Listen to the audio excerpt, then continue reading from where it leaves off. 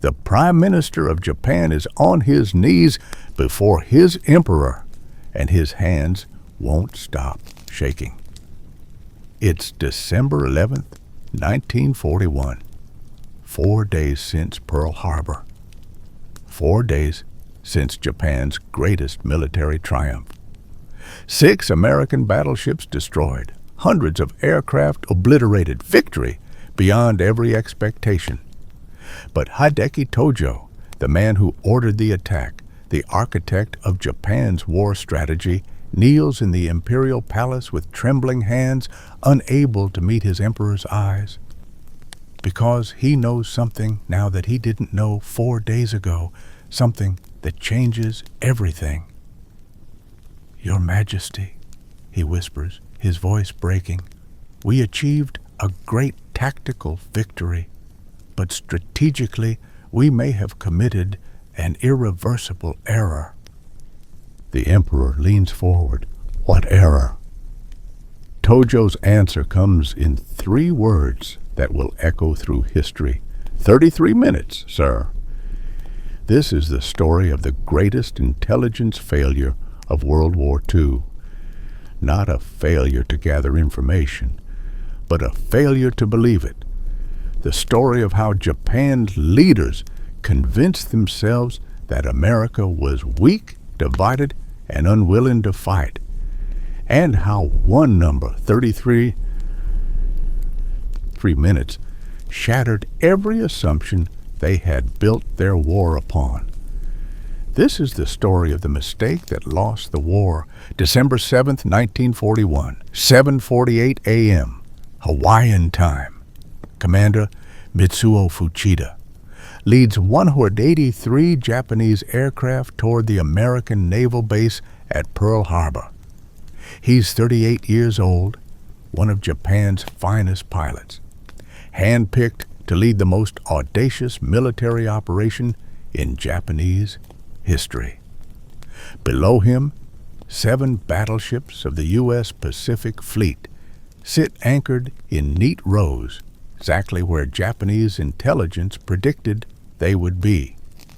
No carriers, they're at sea, but everything else, America's entire Pacific capability, concentrated in one harbor like a gift wrapped and waiting.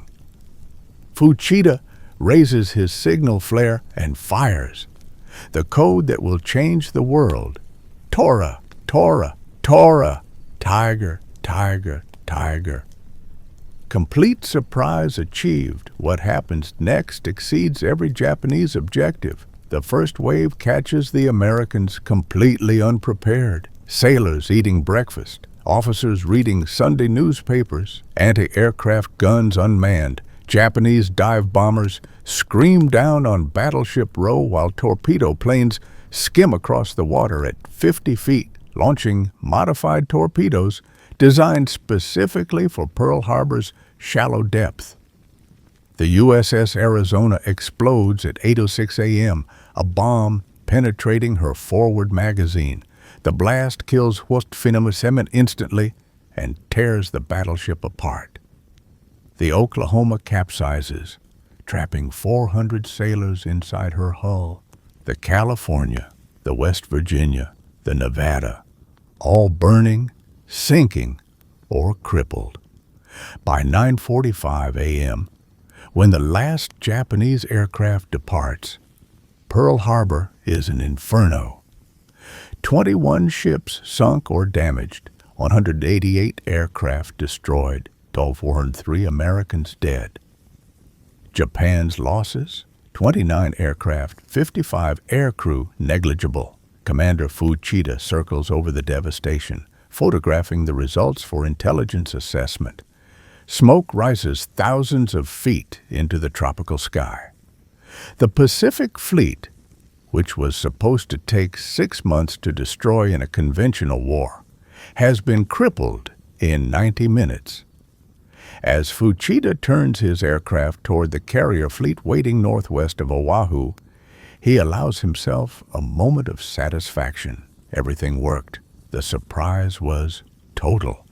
The execution was perfect. Japan has one time, perhaps a year, to secure its defensive perimeter before America can respond. But 7,000 miles away, something is already happening that Commander Fuchida knows nothing about. Something that will make his perfect attack meaningless. Washington, D.C. 2:30 p.m. Eastern Time, same day. President Franklin Delano Roosevelt sits in the Oval Office, receiving reports by telephone as they arrive from Hawaii. His secretary, Grace Tully, watches him scribbling notes with a mechanical pencil, his face hardening with each new detail. Battleships sunk, thousands dead. The attack came while Japanese diplomats were delivering a note breaking off negotiations. But they delivered it late, after the bombs had already fallen. Deception and murder combined. Roosevelt puts down the phone and looks up. His voice, when he speaks, carries no panic, no confusion, just cold, absolute clarity. "We're going to war. Get me my speechwriter."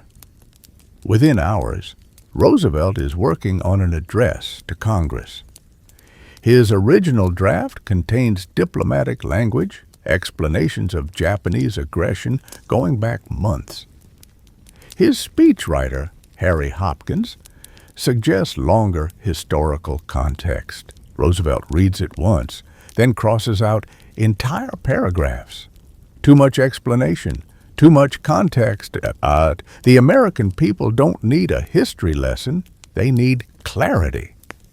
He picks up his pencil and writes 7 words that will define everything that follows. A date which will live in infamy.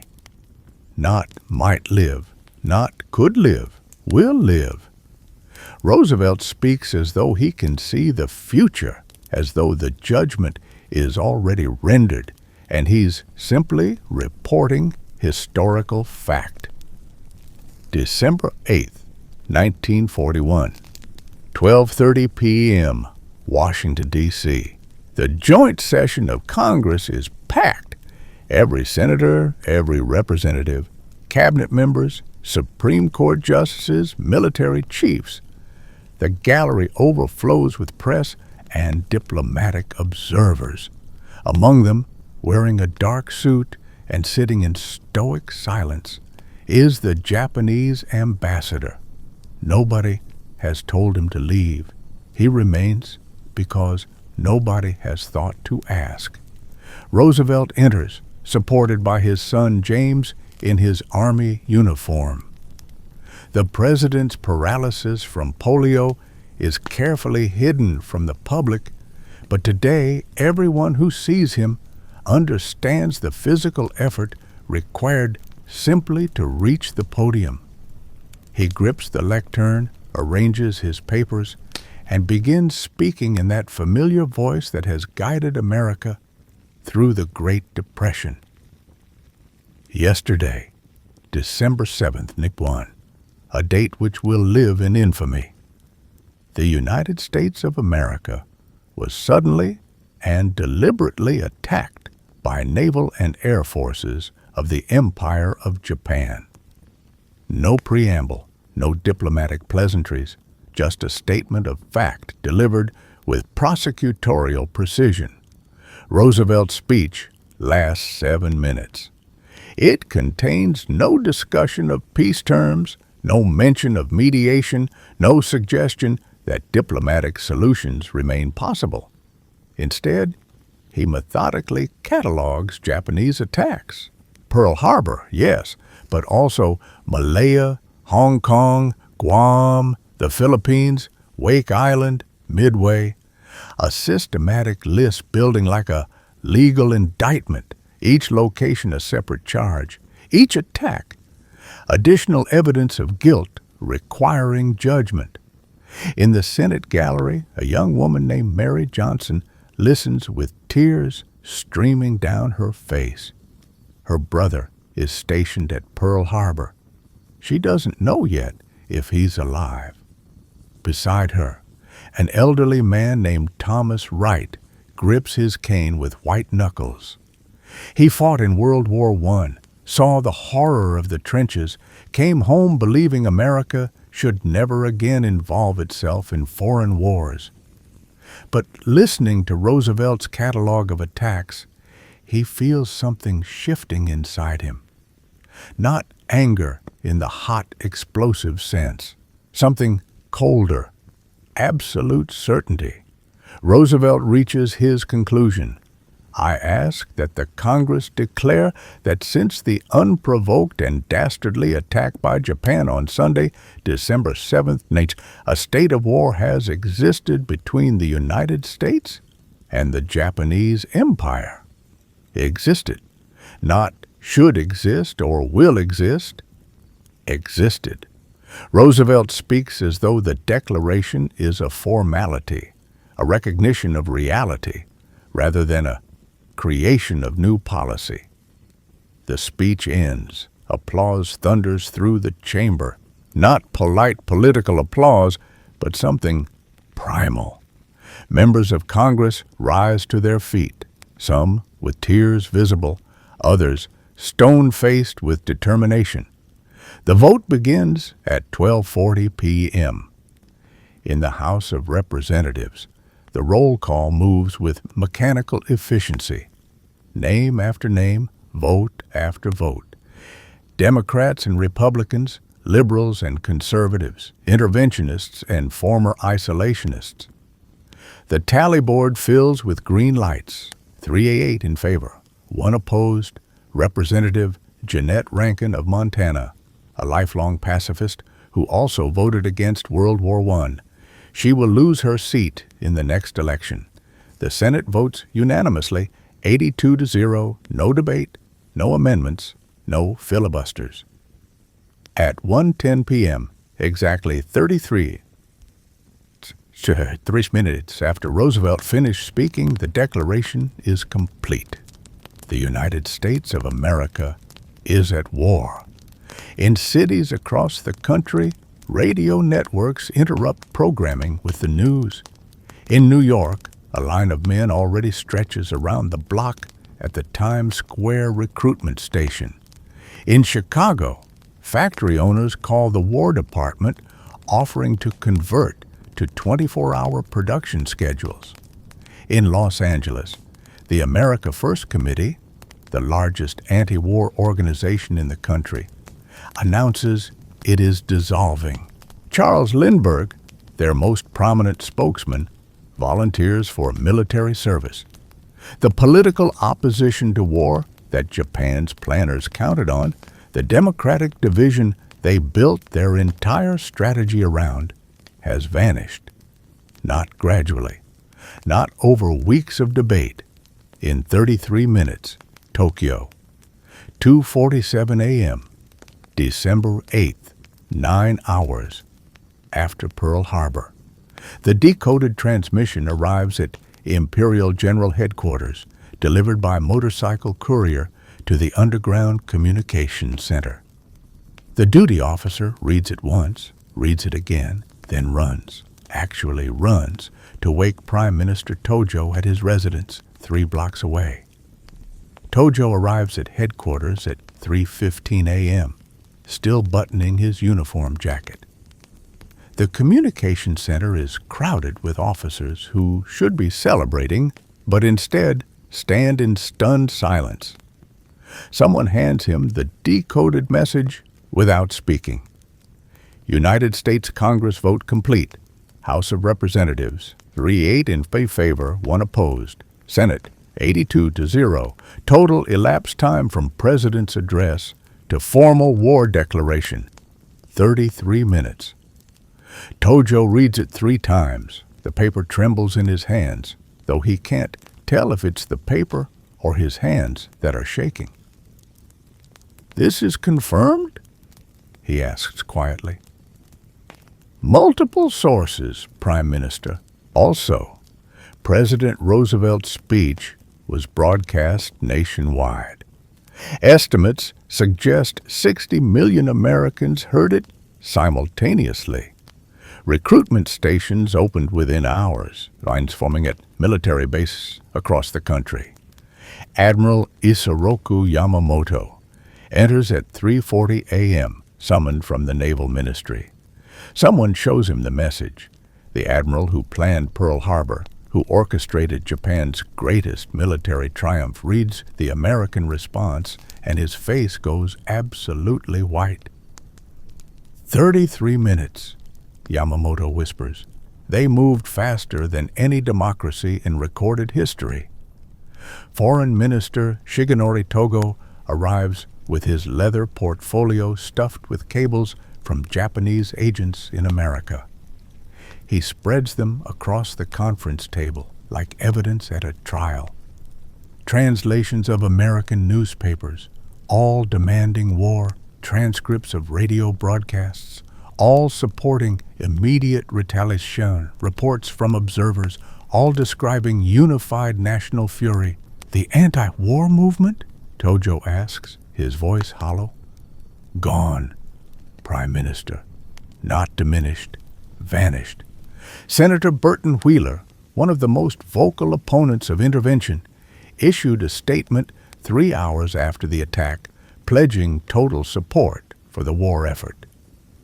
Togo places another document on the table. The America First Committee dissolved itself.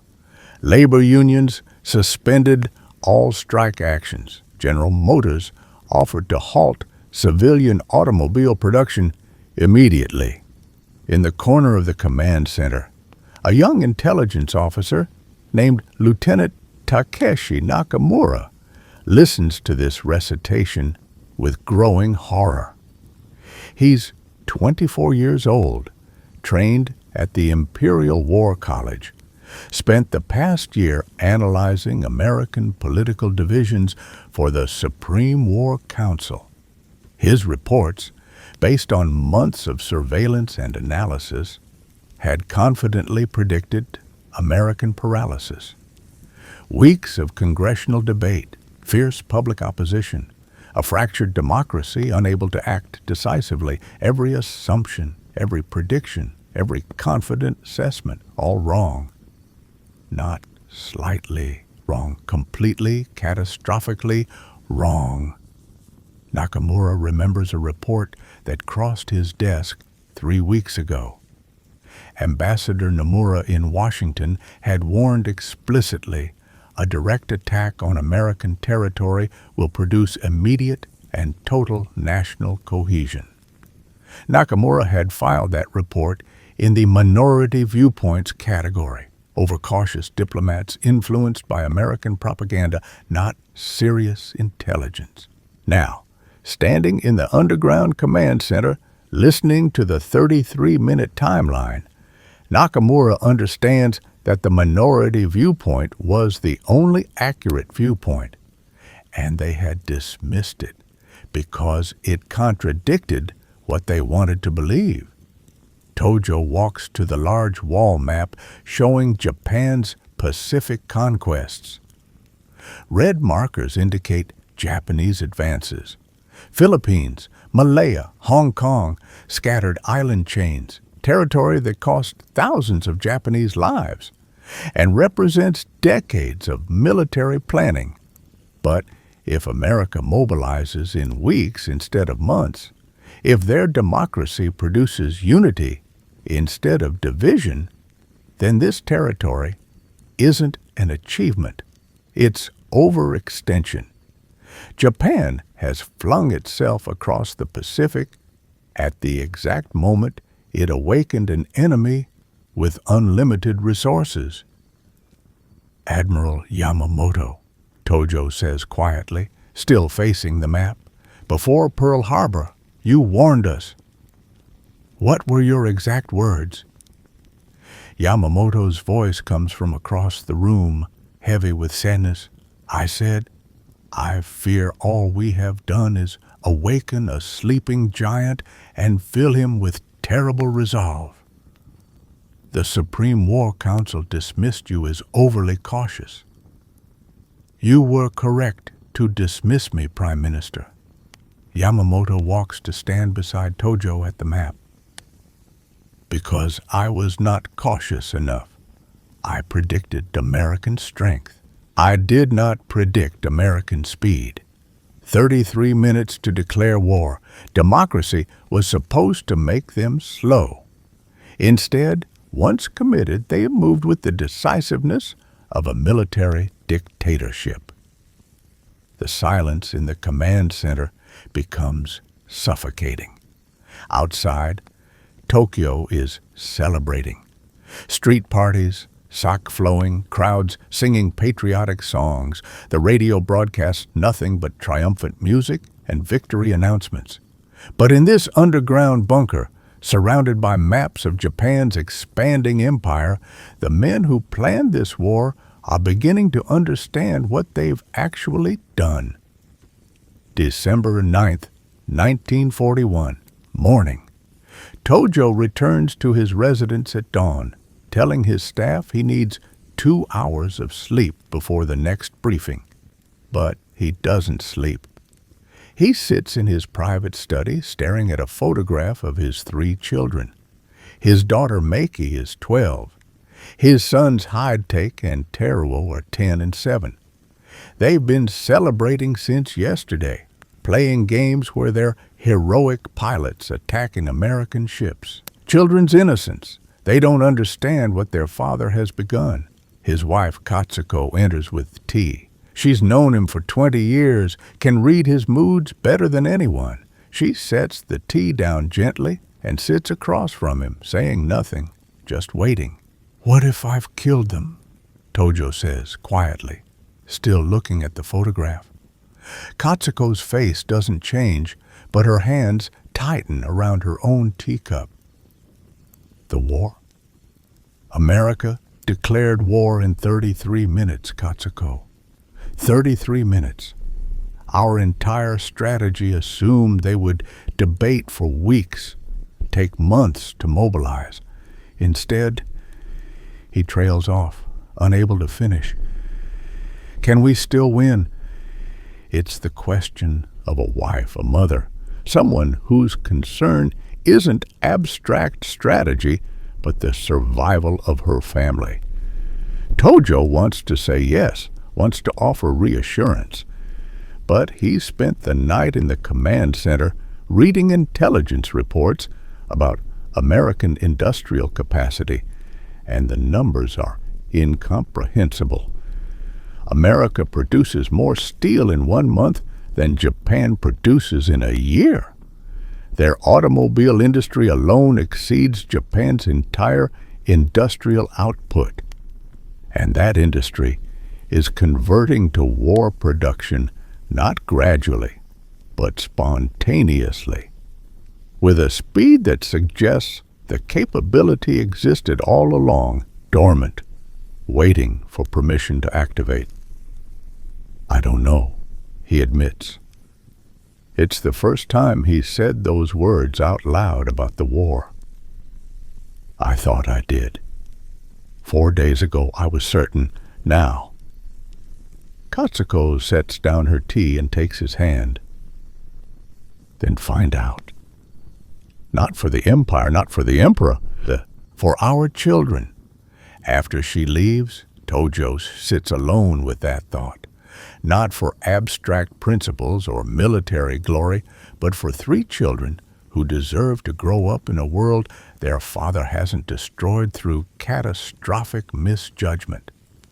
Later that morning, Intelligence Colonel Makoto Onodera presents the industrial assessment Tojo requested. The numbers are worse than anyone predicted.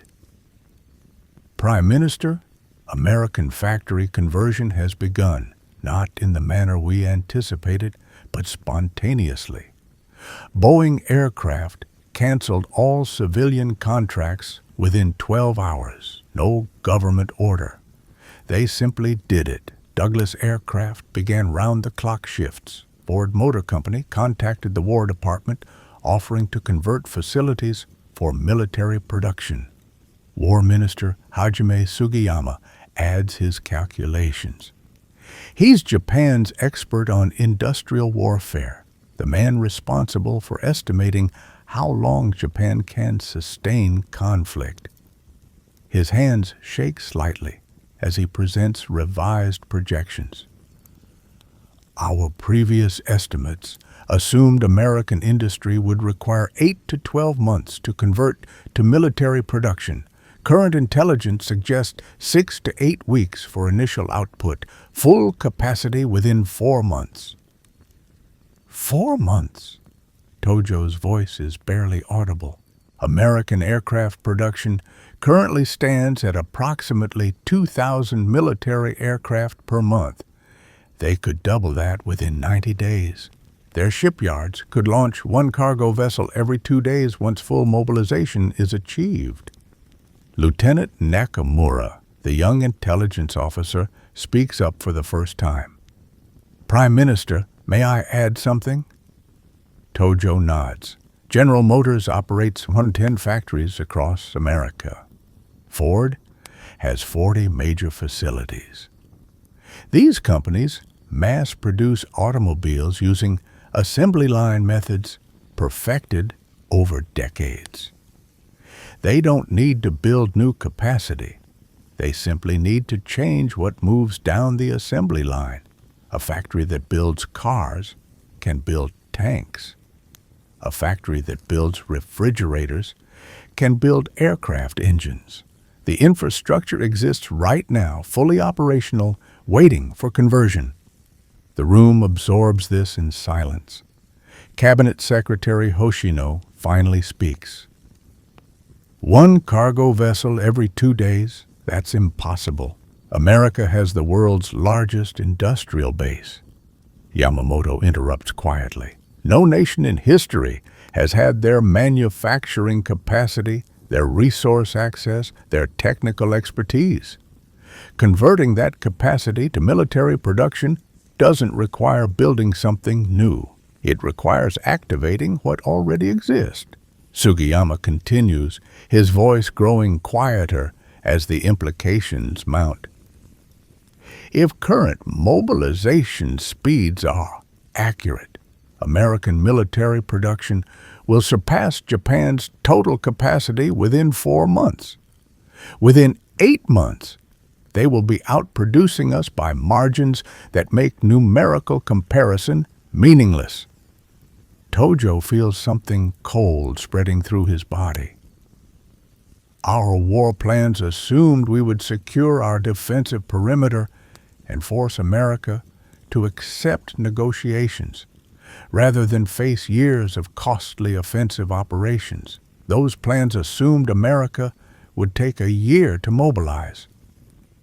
They are mobilizing in weeks, Prime Minister.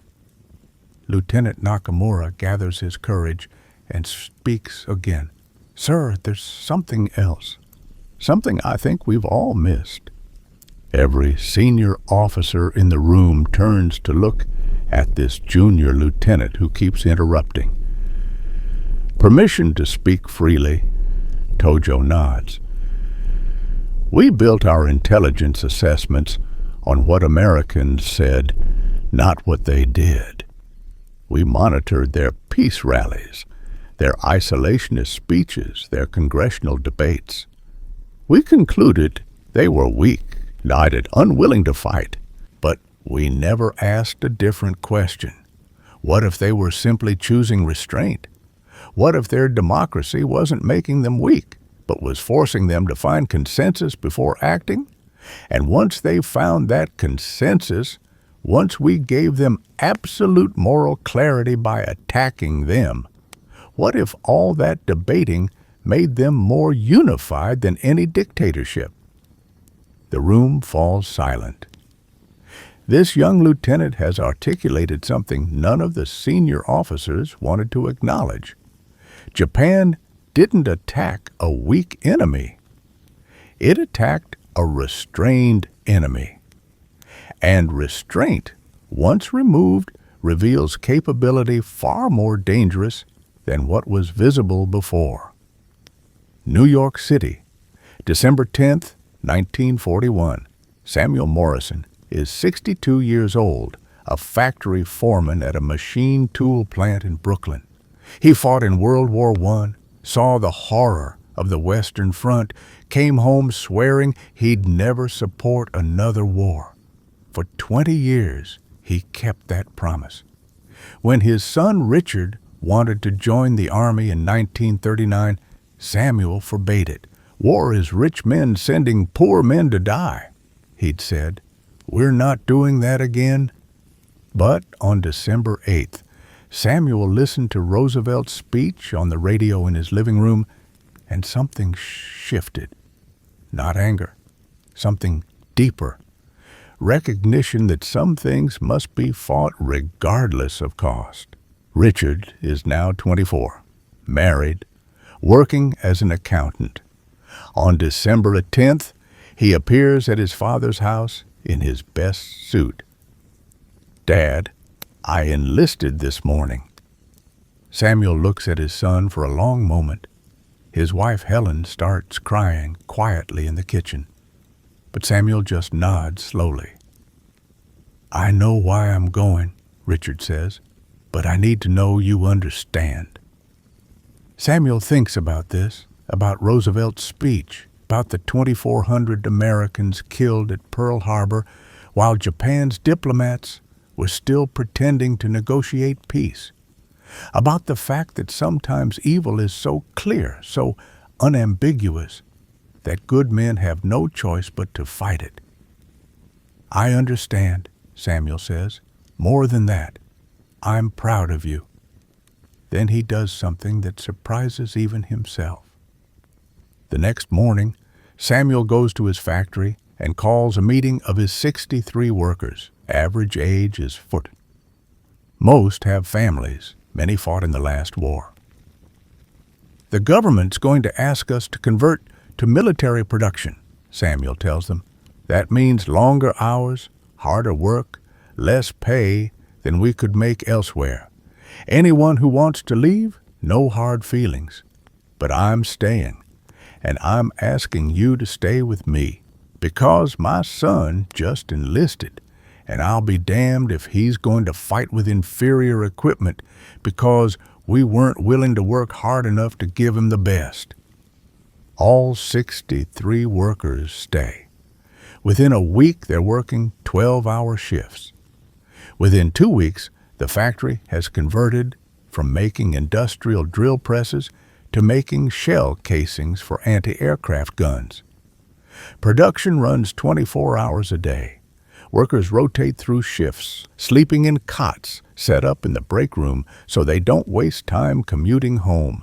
Multiply Samuel's factory by 10,000. That's American mobilization, not compelled by government decree, but chosen by millions of individuals who made the same decision Samuel made. Their country was attacked. Their children are in danger. And they will do whatever is necessary to protect them. December 11th, Nasborjo. The imperial messenger arrives at Tojo's office with a simple summons. "His Majesty requests your presence." Tojo arrives at the imperial palace at 11:30 a.m. Walking through corridors he's traversed dozens of times, but today feels different, final, somehow. As though he's approaching judgment rather than consultation. Emperor Hirohito sits in traditional dress in a private chamber. The imperial secretary positions himself with brush and paper, ready to document what will be said.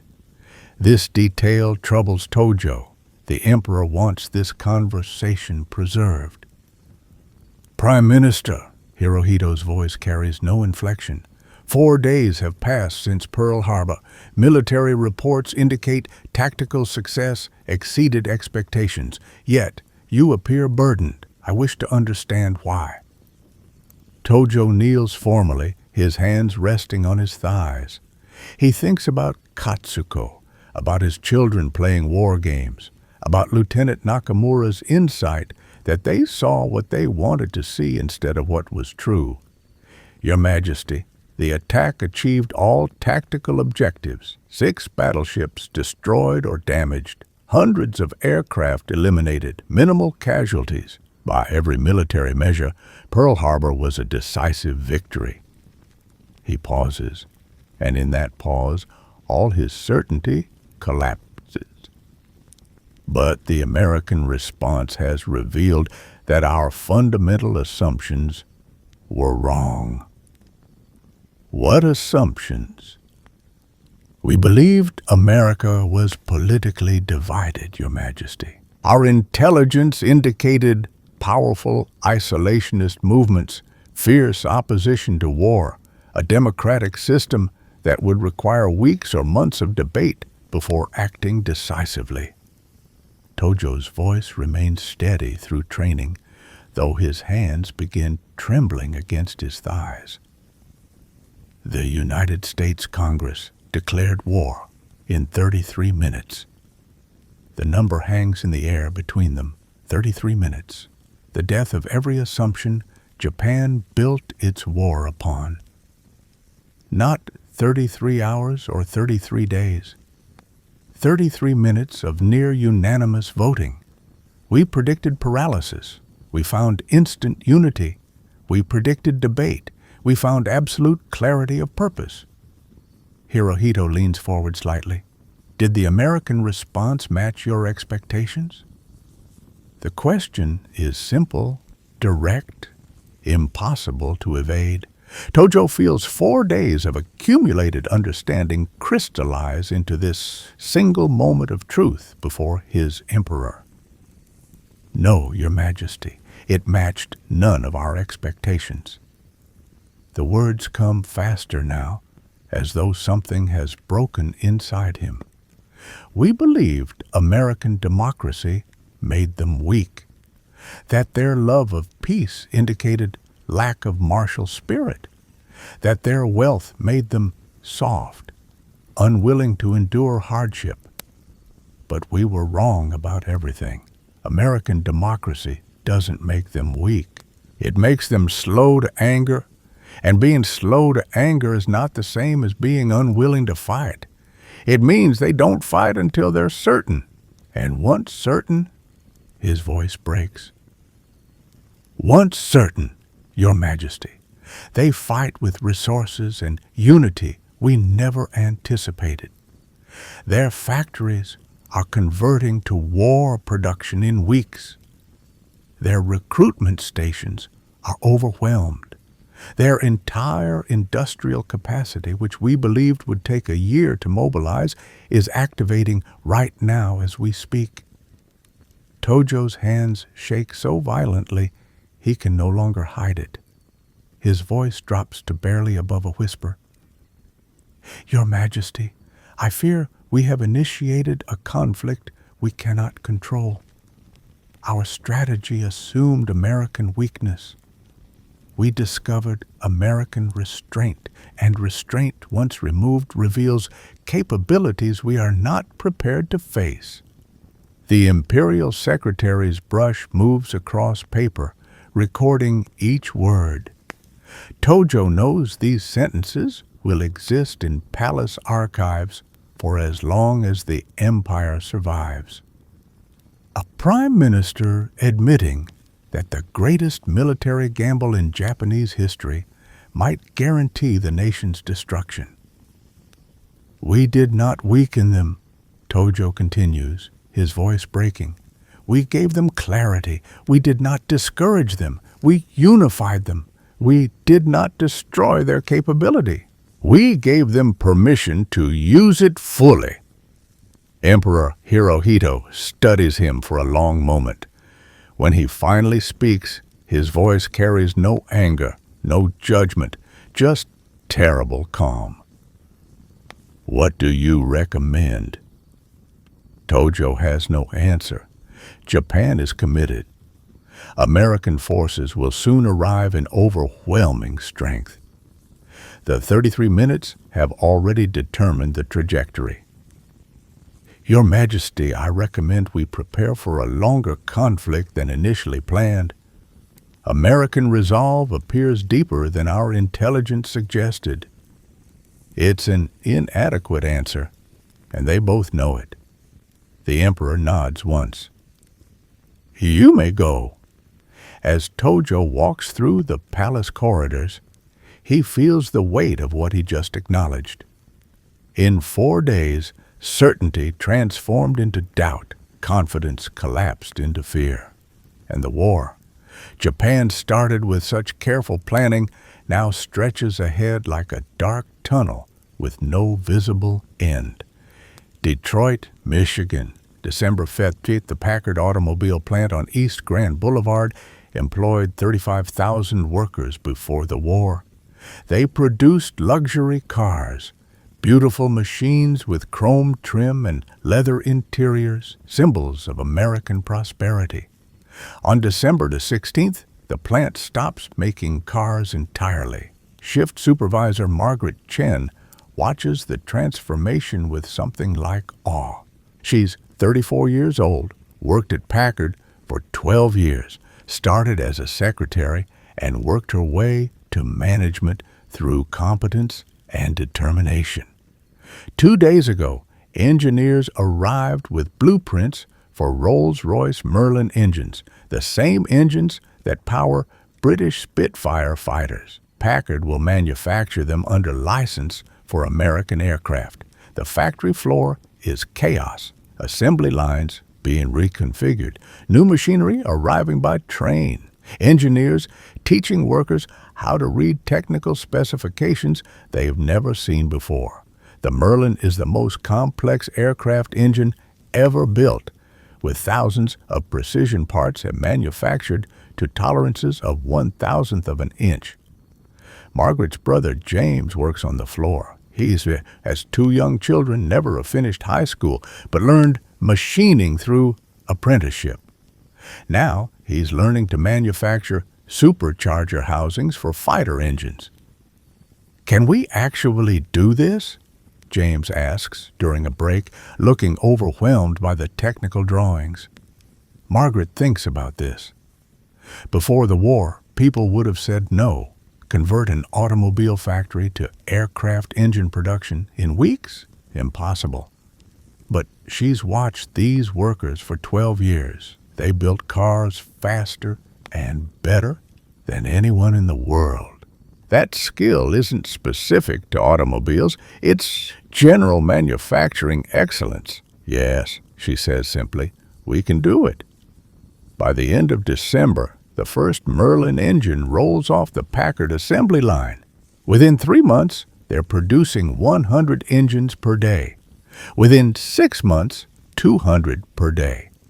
American fighters, bombers, and transport aircraft powered by engines built in a factory that made luxury cars 3 months earlier. December the 20th, Ni41, Tokyo. Chief Intelligence Officer Colonel Onodera presents the final comprehensive assessment at a morning briefing.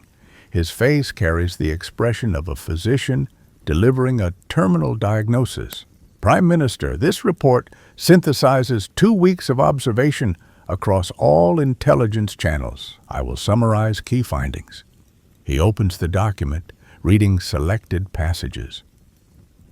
American war bond drives have raised $1.3 billion, exceeding government targets by 40%. Factory output has increased 23% in 2 weeks. Military volunteers continue at rates suggesting sustained public commitment. Most significantly, where we predicted war weariness, we observe determination intensifying. The report's conclusion occupies a single page. Onodera reads it slowly. Japanese strategy assumed American democracy created weakness, division, debate, inability to sustain long conflicts.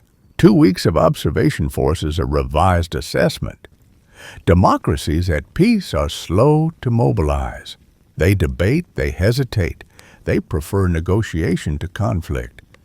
But democracies at war, once fully committed, prove capable of total mobilization that authoritarian systems cannot match. They fight not through compulsion, but through genuine national unity. Onodera looks up from the report, meeting Tojo's eyes directly. "Prime Minister, we did not attack a weak enemy. We attacked a restrained enemy, and we have removed that restraint." Admiral Yamamoto adds the military implications. American industrial mobilization is proceeding faster than our most pessimistic projections. Within 4 months, they will achieve production parity with Japan. Within 8 months, they will surpass us by ratios that make numerical comparison meaningless. Their shipyards will launch vessels faster than we can sink them. Their factories will produce aircraft faster than we can destroy them. Foreign Minister Tojo presents diplomatic assessment. Our allies provide no material support. Germany welcomes our war with America because it draws American attention from Europe, but sends no aid. The Soviet Union is grateful we attacked America instead of them, but maintains hostile posture in Manchuria. We stand alone against an enemy with 10 times our industrial capacity. Lieutenant Nakamura, the young intelligence officer who has become unexpectedly influential through his honest assessments, speaks last. "Sirs, I've studied the American response carefully, and I believe we missed something fundamental about democratic systems. Dictatorships can mobilize quickly because one man decides, but that speed creates compliance, not commitment. Democracies mobilize slowly because millions must agree, but once they agree, that consensus creates something far more powerful than compliance. It creates genuine, unified commitment that cannot be broken by hardship or casualties." He pauses, choosing words carefully. The 33 minutes weren't a political process. They were a declaration of absolute national commitment from 130 million people moving in the same direction simultaneously. We gave them moral clarity. We unified them. And unified democracies with industrial capacity are the most formidable military forces in human history. The briefing concludes, but Tojo asks the officers to remain. "Gentlemen, I want honest assessment. Remove all optimism, all face-saving language. Can we win this war?" The silence stretches for nearly a minute. Finally, Yamamoto speaks. "Prime Minister, if we define victory as forcing America to accept negotiated peace before their industrial mobilization reaches full capacity, then we have perhaps 6 months. After that, the mathematics become insurmountable. They will produce more of everything, ships, planes, tanks, ammunition, than we can possibly destroy. The war becomes a contest of industrial attrition, and attrition wars are won by the side with greater production capacity. And America has 10 times our capacity." "Yes, sir." Tojo stands, walks to the map showing the Pacific Theater. Japan's conquests look impressive on paper. But if America can replace losses faster than Japan can inflict them, this territory isn't an achievement. It's a liability. Extended supply lines vulnerable to interdiction. Thousands of troops scattered across islands that will become isolated outposts once American forces arrive in strength. "We planned for a short war," Tojo says quietly. "We assumed American hesitation would give us time to consolidate gains and negotiate from strength. The 33 minutes destroyed that assumption. They're not hesitating. They're mobilizing faster than any democracy in recorded history, which means—" He doesn't finish the sentence, doesn't need to. Everyone in the room understands. Japan has initiated a conflict It cannot win. San Diego, California, January 9th. The USS Enterprise returns to Pearl Harbor on December 8th, having been at sea during the attack. Lieutenant Commander John Walsh stands on the carrier's flight deck, watching oily smoke still rising from the Arizona's submerged wreckage. He's a fighter pilot, flew F-4F Wildcats in training exercises, never fired his guns in anger. Now he looks at the devastation and feels something crystallize inside him, not hot rage, but cold determination. By January, Walsh is training new pilots who enlisted after Pearl Harbor. The training program, which normally takes 18 months, has been compressed to 6 months. The Navy needs pilots immediately. Walsh watches these young men, most are 20 years old, and sees in their faces the same resolve he felt watching Pearl Harbor burn. One trainee, Robert Kerr from Iowa, crashes during carrier landing practice. The F-4F noses over, the propeller digs into the deck, the aircraft flips. Crash crews extract Kerr from the wreckage. He's bruised, shaken, but alive. Standard procedure is to ground a pilot after a crash, give them time to recover confidence. Kerr walks directly from the medical office to Walsh's ready room. "Sir, I'm ready to fly again." "You crashed 15 minutes ago." "Yes, sir. And I understand what I did wrong. I came in too slow, overcorrected when the deck rose. Next time, I'll maintain airspeed and let the arresting wire do its job. But I need to get back in the air now, sir. Otherwise, fear will set it in." Walsh studies him. Most pilots would need days to overcome the psychological trauma of a crash. But something in Kerr's eyes, not bravado, not recklessness, but absolute determination, tells Walsh this kid will be fine. "Get your gear. You're flying in 20 minutes. Kerr's second landing is perfect. Multiply that determination by hundreds of thousands. That's what Japan faces. Not just American industrial capacity, but American human capital. A population of 130 million that chose war with unified purpose and will not be deterred by hardship or casualties. March 1942, Tokyo. 3 months have passed since Pearl Harbor.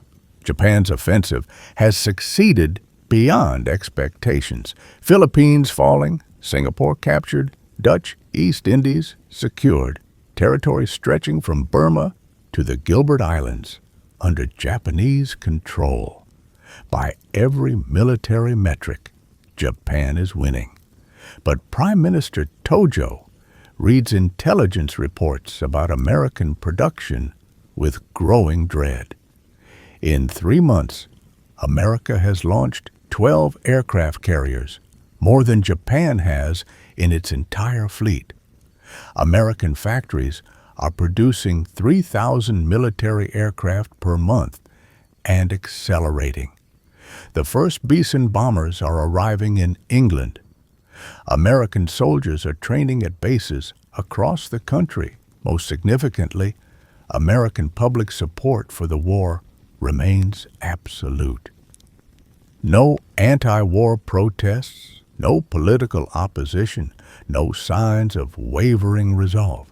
The unity that crystallized in 33 minutes has hardened into national commitment that shows no signs of fracturing. Lieutenant Nakamura presents updated assessments weekly now. His analysis has become indispensable precisely because he tells uncomfortable truths without softening them. Prime Minister, American determination is not weakening with time. It's intensifying. War bond drives exceed targets. Volunteering continues at high rates. Factory productivity increases monthly. Every indicator suggests long-term unified commitment. Tojo looks at the map, at Japan's extended empire, at the vast Pacific Ocean separating Japan from America's industrial heartland. And he understands, finally and completely, what Admiral Yamamoto tried to tell him before Pearl Harbor. Japan didn't wake a sleeping giant.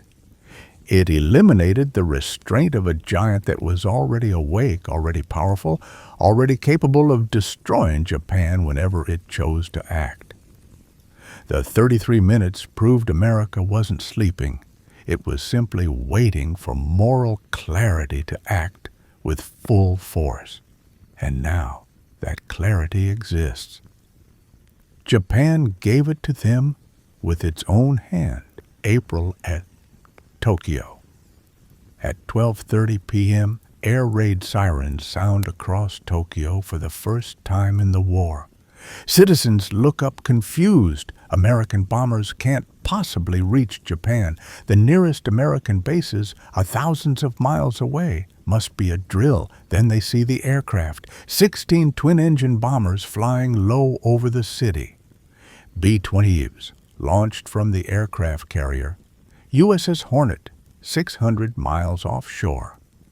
The Doolittle raid, named for its commander, Lieutenant Colonel James Doolittle. The raid causes minimal physical damage. Bombs fall on Tokyo, Yokohama, Nagoya, Osaka. A few factories hit. Some residential areas damaged. Military impact is negligible, but psychological impact is devastating. Japan's leaders had assured the population that the home islands were safe, that American forces couldn't reach them, that the war would be fought far away on Japan's terms. The sight of American bombers over Tokyo shatters that assurance completely. Tojo stands on the roof of Imperial headquarters, watching smoke rise from a burning warehouse 3 miles away. Beside him, Admiral Yamamoto watches in silence. 16 bombers, Yamamoto says quietly. Minimal damage, but the message is clear. What message? That America can reach us whenever they choose, that we are not safe, that our entire strategy of securing a defensive perimeter is meaningless if they can strike the home islands directly. Yamamoto pauses, then speaks the truth both men have been avoiding. Prime Minister, we cannot win this war. We could not win it when we started. The 33 minutes simply proved what should have been obvious from the beginning. America is not weak. They are patient. And patience, combined with industrial supremacy, makes them unstoppable. Tojo watches another column of smoke rise into the April sky.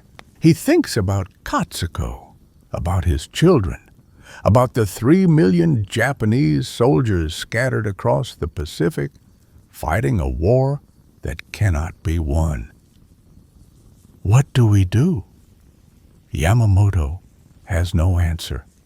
Neither does Tojo, because the war has its own momentum now, driven by forces neither nation can control. Americans demand absolute victory. Roosevelt promised them that in his 7-minute speech. Japan cannot accept unconditional surrender without destroying its entire political system. And so the war will continue, not because either side wants it, but because the 33 minutes set forces in motion that cannot be stopped. Years later, historians will write thousands of pages analyzing Japan's decision to attack Pearl Harbor. They will study the military planning, the diplomatic failures, the strategic calculations, but the fundamental error was simpler than any of that. Japan convinced itself that America was weak because Americans loved peace. They failed to understand that loving peace is not weakness, it's restraint. And restraint is only a choice, not a permanent condition. It can be discarded the instant circumstances require. The 33 minutes were not a miracle of American democracy. They were democracy working exactly as designed, slowly building consensus, then acting with unified force once consensus was achieved. Japan gave America that consensus, and in doing so, guaranteed its own defeat. The 33 minutes that changed the war weren't the attack on Pearl Harbor. They were the response, the fastest war declaration in democratic history. The moment 130 million Americans stopped debating and started moving in the same direction simultaneously. Hideki Tojo would remain prime minister until 1944, eventually forced to resign as Japan's military situation deteriorated. After the war, he would be tried for war crimes and executed in 1908. His last words before execution, "I alone am responsible." Admiral Yamamoto would be killed in April 1940, shot down by American fighters over the Solomon Islands. He died never seeing the full extent of American industrial mobilization he'd warned about. His final diary entry, written days before his death: "I fear we have awakened something we can never put back to sleep." Lieutenant Nakamura would survive the war, eventually becoming a professor of military history. He would spend decades studying intelligence failures, teaching future generations one lesson: never interpret evidence to confirm what you wish were true. Reality doesn't care about your hopes. The war in the Pacific would last 3.5 more years. Japan would lose 4 million lives. America would lose 400,000. The atomic bombs that ended the war in August 1945 were merely the final punctuation on a sentence written in December 1941. The sentence written in 33 minutes.